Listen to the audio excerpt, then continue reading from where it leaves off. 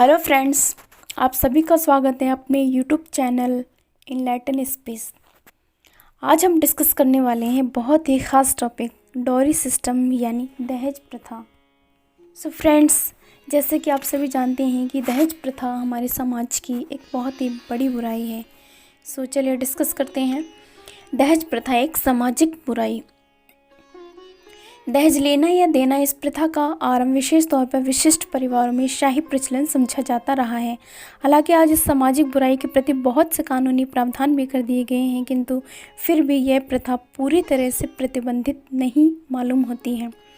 इस प्रथा के चलते या तो उन परिवारों में जिनकी आर्थिक स्थिति बहुत अच्छी नहीं है, उनकी बेटियों का वैवाहिक संबंध बन ही नहीं पाता, या फिर यदि विवाह हो भी जाता है तो उन्हें इनके मध्य में ही कुछ न कुछ खुद के परिवार से आर्थिक रूप से संबंधित परिवार को संतुष्ट करना होता है, जो बेहद जटिल स्थिति होती है। बहुत से समाचार पत्रों, मुकदमों और संभव है कि खुद आत्मसाक्षी भी हुए हों कि ऐसी महिलाओं को उन अपराधों की भी सजा भुगतनी पड़ती है जो अपराध उन्होंने कभी किए ही नहीं। यही कारण है कि लड़कियों का जीवन उनके परिवार वाले शुरू से ही नियंत्रित करने लगते हैं और उन्हें अधिक मधुर व्यवहार, शिष्टाचार, विनम्रता और सहनशील बनने का सबक भी सिखाते हैं।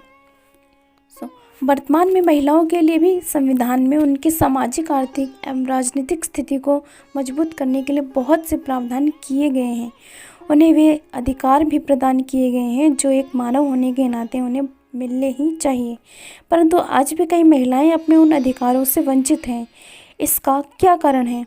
निस्संदेह शिक्षा के क्षेत्र में लड़कियां अपना परचम लहरा रही हैं, लेकिन इनमें से बहुत सी छात्राएं 12वीं के बाद अपनी शिक्षा को जारी नहीं रख पाती हैं। संभवतः इसका कारण यह है कि सामान्य परिवार की छात्राओं की शिक्षा पर भी नियंत्रण रखने का प्रयत्न किया जाता है।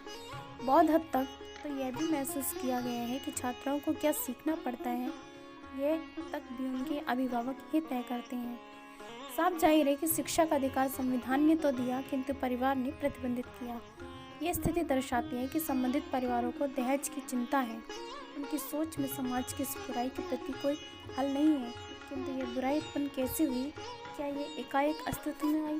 आज हम जिसे दहेज प्रथा के नाम से जानते हैं, उसकी शुरुआत 2000 वर्ष पूर्व हुई, किंतु तभी यह मात्र उपहारों के आदान प्रदान से था। 305 ईसा पूर्व में जब चंद्रगुप्त मौर्य के साथ सेल्यूकस निकेटर ने अपनी पुत्री का विवाह किया था, तो उस वक्त सम्राट चंद्रगुप्त मौर्य को काबुल, कंधार सहित बहुत से हाथी, घोड़े एवं बहुमूल्य वस्तुएं भी भेंट में दी थी। इसी तरह गुप्त और हर्ष वंश तक ये चलती रही। मुगल काल में तो कई राजपूतों ने मुगल बादशाहों के साथ अपनी पुत्रियों के साथ साथ कुछ प्रांत भी उपहार में दिए थे। ऐसा उन्होंने भले ही राजनीतिक संबंधों को मजबूत करने के लिए ही किया है, किंतु इस परंपरा से दहेज लेने की नींव मजबूत होती गई। मध्यकाल के यूरोप की महिलाओं की स्थिति भी कुछ ऐसी ही थी। यूरोप की महिलाओं के जिन परिवारों की क्षमता दहेज देने की नहीं होती थी, महिलाओं को आगे का जीवन मठों में बिताने के लिए मजबूर किया जाता था।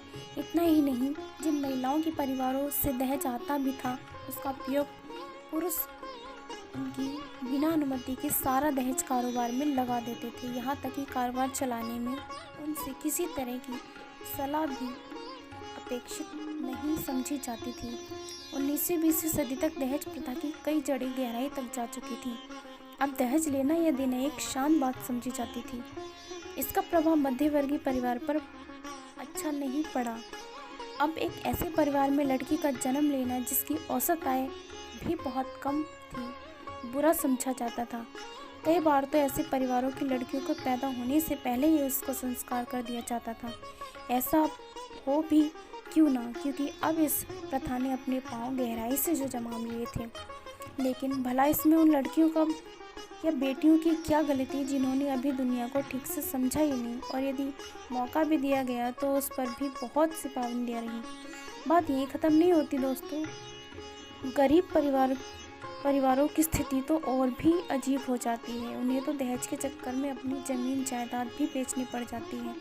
जीवन भर की कमाई तो ख़त्म हो ही जाती है, ऊपर से कर्जा लेकर लड़की के विवाह में दहेज के रूप में दिया जाता है। जीवन भर भी चुकता नहीं हो पाता है। सवाल फिर वही कि भला इसमें किसकी गलती। वर्तमान में दहेज को प्रतिबंधित करने के लिए बहुत से कानून बना दिए गए हैं। इसे अधिक मजबूत बनाए रखने के लिए घरेलू हिंसा अधिनियम 2005 भी पारित कर लिया गया है। इसके अतिरिक्त और भी कई कड़े कानून प्रावधान भी कर दिए गए हैं,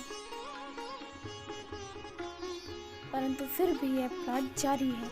ये सामाजिक बुराई इतनी गहराई से समाज के साथ जुड़ी हुई है, किंतु सवाल बारंबार वही कि इसे बनाए रखने के लिए जिम्मेदार कौन है। यदि ये परिवारों को जोड़ने की बजाय तोड़ने में सहायक है, तो यह प्रथा जिंदा ही क्यों। इस दहेज प्रथा को पूरी तरह से समाप्त किया जाए कब किया जाएगा। मासूमों के साथ अभी हो रहे इस जुर्म को कब रोका जाएगा, ये निर्भर करेगा हमारी समझ पर।